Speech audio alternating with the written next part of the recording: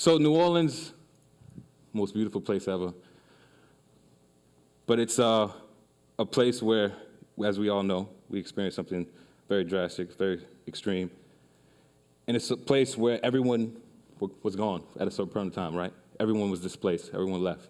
Everyone made a choice to come back, some who had never been here before. And at great sacrifice, we made that choice. But one of the myths about New Orleans is that everyone who did leave had the opportunity to come back. And something that I notice about blight is a connection to that idea. Every time you look at blight, you might look at it as a problem for yourself or a problem as to your drive or your commute, but it's connected to a story, it's connected to a community, it's connected to an individual that's not here. This particular space is not too far from where I live in Algiers, that's where I'm from, and 360-unit apartment complex that has been vacant for 8 years. Residents were forcefully evicted at a point in time, and it's been sitting there vacant. And every time I see this space, it reminds me of these stories of individuals that I knew who lived there, family members, et cetera. And these spaces are attracted to a few people, photographers, videographers, artists. I happen to be all three, so I found myself in this space a lot. Painting in a legal gray area, but mostly with the understanding that artists are communicators, and we're trying to communicate something. I was trying to communicate something to the people that had to walk by that space every day to sort of create images that would boost their sense of morale, inspire them, and hopefully that they will see themselves reflected in the things that I was creating. So I was going there for a couple months straight, just like in and out, really not ever knowing anybody outside of this community where I would see it. One of those particular times while I was painting, I was confronted by the property manager of this space, and they walked in on me, and they were pretty curious about the process. They weren't upset, and they asked a lot of questions, and from that conversation, they said, okay, keep coming back. If anybody ever stop you, just tell them we gave you permission. Light bulb went off. It's like, okay, well, what if we temporarily transform this space and invite the public to come and experience it? Took a while, back and forth, conversations about insurance, liability. Came back with everything they asked me to have checked off. I said, okay, now let's do it. So they said, okay, cool, we'll let you open it for one day. So I reached out to a bunch of friends of mine, people who I knew could help put this together and organize. We said, okay, we got this opportunity, let's clean up this space, let's try to transform it.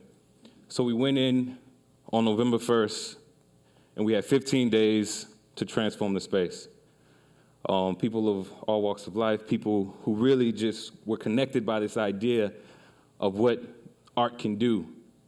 And these are also people who art institutes didn't really know what to do with them. We didn't really fit in the galleries, we didn't really fit in the museums, but we knew that we were creators and we were artists. And one of the big important themes about the call to the artists and asking them to come and create was this thought about the power of art. And there's a quote that I love so much by a person I look up to named Paul Robeson, and he said, artists are the gatekeepers of truth. And there's a quote by another person who I look up to, his name is Cornel West, and he says, a condition of truth is to allow suffering to speak. He said, I won't even pretend to speak the truth unless I can embody a sensitivity of the people, the bruises and the pains and the hurts of people who are least amongst me. And so that's what I tried to impose upon the artists. I said, okay, when we paint here, we got to include the narrative of what happened here. We got to tell the story of this space. We can't just come in here and say, okay, we paint some cool pictures and people are going to come out. We have to show, or at least try to tell the story, the truth of this space. And that's what we did. So the course of the 15 days, we all worked together side by side. I bought a whole bunch of paint, got a whole bunch of bucket paint donated from different stores, and we just went to work. Some of the work very intentional. Some of the work, artists chose to interpret the message in different ways.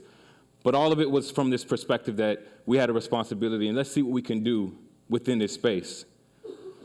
So after the 15 days of work and 15 days of research about speaking to the residents, speaking to former community leaders in this space and asking questions and using that information to equip the language we use when we communicated with the art, we transformed it and we felt, okay, let's see what happens now. So we opened our doors. Like I said, we had one day, And we felt, people in the community, our friends, family would come out and check it out. On that day, we had over 2,500 people come out. And we weren't so surprised, but other people were surprised. And people of all walks of life, people of all backgrounds, people of all ages came to experience the space. And at that point, we had got word that we could stay open longer than one day. And so it was like, all right, this is cool. So we had an agreement to stay open until January. So this was November. So we had until January. That was roughly 3 months. And so we began to open every weekend.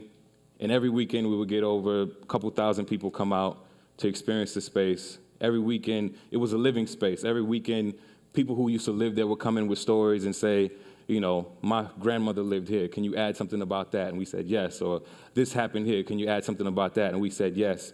And every weekend, we would try to find different ways to activate the community. We would have poetry readings. We had DJ battles. We had a car show where we transformed the parking lot and brought the parking lot back to life. Different things happened. There was an engagement shoot. Somebody proposed on the ground. There was all kind of things happening. But we noticed something. We had cost issues on terms of staying open because the person who owned the property said we had to have security every time we opened, and this was a volunteer effort. So we got around that by saying, okay, what if during the week we opened it up to school tours? And so we reached out and we like, well, let's see. I don't know if anybody would show up if we do the school tours. This was an amazing photo somebody sent in when we were closed. And so we said, okay, there's a demand for people to see it while we're closed. So we opened it up to school tours, and we reached out to schools, and schools came in large numbers. We had over 3,000 students experience the space throughout the course of the week.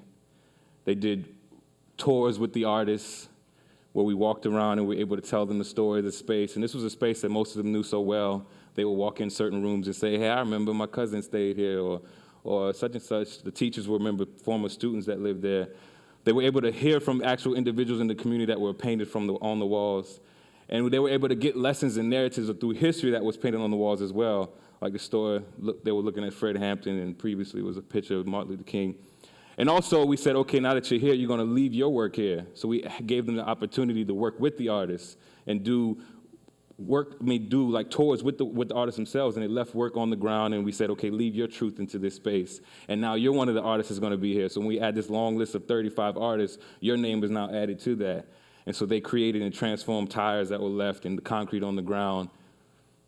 And with great pride, they did this. And the weeks after, they would come and bring their family and friends and say, oh, come check out my work. And the main critique people would say is like, this is not going to last. Like, this is temporary. But this is why we felt it was important. This was one of the young people's response. This exhibit broadcasts our realities right in front of our face. I won't be changing the channel. I'm accepting the challenge to enlighten all. And this was done by a bunch of cool volunteers, people who took their time, this amazing group of people. I had to make sure I give it up for them in this talk. And also business leaders in this community that felt that this was something that they wanted to be a part of. So we had one last day where we opened up, was our closing weekend on January 19th. It was MLK Day, and we wanted to close in a major way. And on that day, over 10,000 people came out. And it was important for us to end this experience, in this project in a way that sort of embodied all the messages that came across from this space, this idea of personal responsibility, this idea of alchemy, this idea of transformation. City Council gave proclamations to all the artists for their efforts. And I was blessed to be able to invite artist friends of mine to come out and commemorate the space. We had long lines to get into all the rooms. I brought my alma mater, Edna Carr Marching Band came through. A friend of mine, D1, David Banner. That's a long slide for him. Dead Prez. Trombone Shorty, former classmate of mine. Erica Badu. And it was just a beautiful event to show people that, there's a connection that all these artists had to the communities. They were created in these environments, that this was what helped them become who they were. And people were there and droves. The police said we had to close the door. There was like, either y'all close the door, we shutting it down, we closed the gates, and people started to congregate on the outside, jumping the fence to try to get in. And it was on the wall, painted, next to Dr. King, there's this quote that said, almost always the creative, dedicated minority has made the world a better place. And what that means to me is no matter what you do, if you got the power to flex your pencil, flex your mind, flex your body, your paintbrush, you have a responsibility with that to make the world a better place. And that's what all those artists did when they came together. They said, okay, we don't have the patience to knock on doors to try to figure out who owns the property, who can make this property better. We didn't have the money ourselves to go in and rebuild. But what we did have was our creativity and our time. And with that, we were able to transform that space. With that, we were able to change the lives of people around that space. And that's what I hope to leave with you. And so outside, there's a canvas that I painted, and I'm asking you all to leave your truth on that wall. This 10 years almost after Hurricane Katrina, what does the next 10 years look like for you? And I want you to write that. What does New Orleans look like in the next 10 years for you on that canvas? Thank you all for this opportunity. Appreciate it.